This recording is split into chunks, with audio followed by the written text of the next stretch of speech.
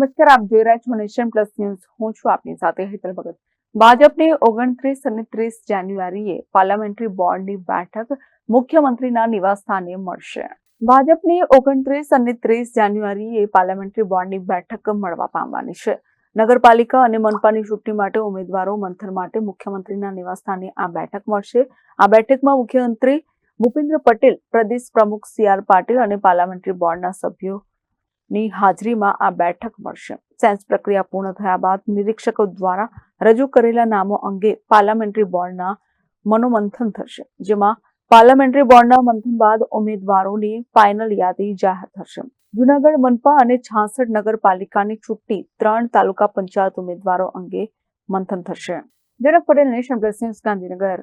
સમાચારોના સતત અપડેટ મેળવવા માટે અમારી નેશન પ્લસ ન્યૂઝની યુટ્યુબ ચેનલને સબસ્ક્રાઇબ કરો, બેલ આઇકન દબાવો અને જોડાયેલા રહો ફેસબુક, ઇન્સ્ટાગ્રામ અને ટ્વિટર પર.